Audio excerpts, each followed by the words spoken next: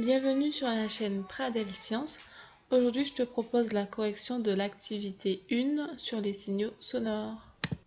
Alors, pour commencer, l'activité 1 visait à vous faire comprendre comment on différencie les différentes notes d'un instrument de musique, mais aussi de comprendre ce qui caractérise un son et comment on fait pour le caractériser. Au cours de cette activité, vous avez découvert des mots que vous devrez comprendre et connaître pour les classes supérieures, mais également pour votre culture générale. Donc, comme d'habitude, avant de commencer les corrections des différentes questions, je vais d'abord prendre le temps de détailler chacun des documents. Dans le document 1, il s'agit tout simplement de comprendre comment est constitué un piano et comment fait-on pour obtenir des notes différentes.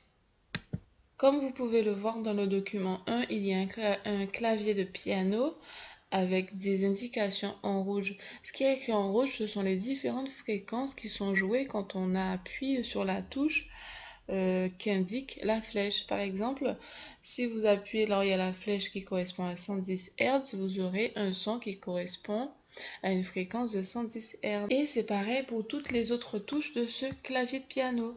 Donc, avec différentes fréquences, on peut avoir différents sons et donc on peut avoir différentes notes musicales. Alors, dans le document 2, il fallait voir qu'il y avait 3 types de sons. Principalement, le son que l'on connaît tous, c'est un son qui est audible par l'oreille humaine.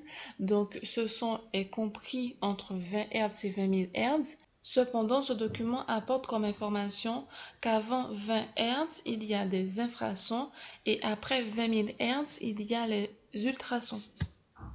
Autre information que ce document vous apporte, c'est que plus la fréquence est basse, plus le son sera grave et plus la fréquence sera haute, plus le son sera aigu. Dans le document 3, vous avez un appareil qui s'appelle générateur qui est en bleu, qui permet de faire varier les fréquences et donc de générer un son à l'aide d'un haut-parleur. En fait, le document 3 représente une expérience qui permet de voir ce qui se passe quand on a des sons à haute fréquence ou ce qui se passe quand on a des sons à basse fréquence. C'est-à-dire comment évolue la vibration quand les fréquences sont hautes ou basses. Quand je parle de vibration, ça peut être les vibrations de l'haut-parleur, ça peut être les vibrations de ma corde vocale quand je parle ou alors les vibrations des cordes d'une guitare, par exemple. D'ailleurs, il est important de comprendre ce phénomène de vibration car c'est de cela que dépend le son. On le voit tout de suite dans le document 5 où il y a 2 définitions, notamment la définition de la fréquence.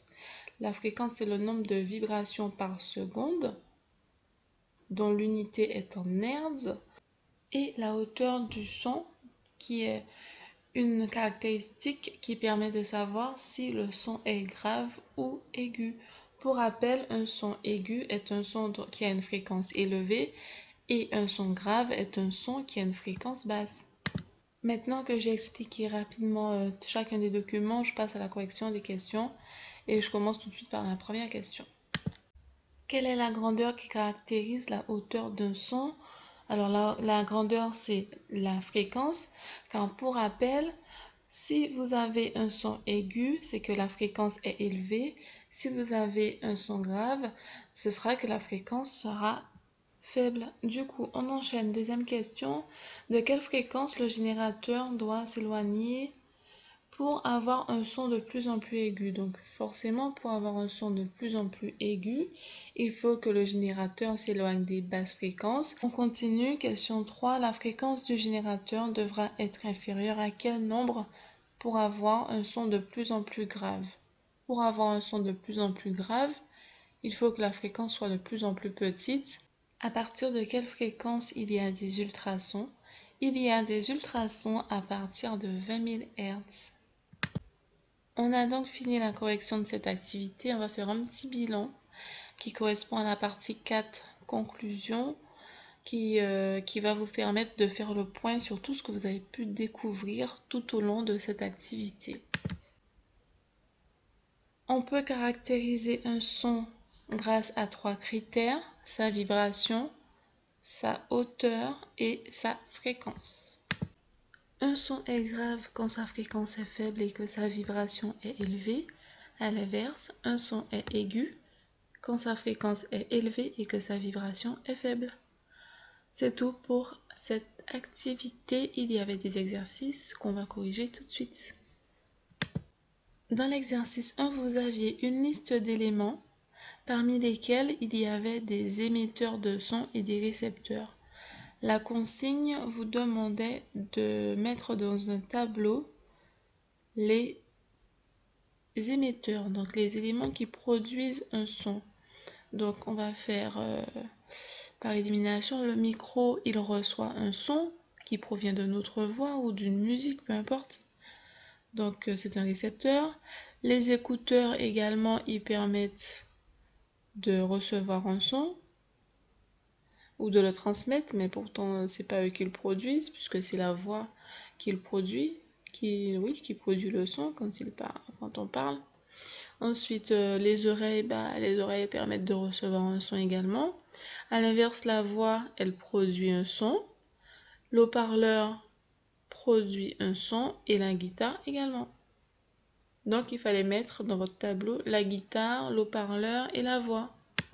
Question 2. Un émetteur est un élément qui produit un son et un récepteur est un élément qui reçoit un son.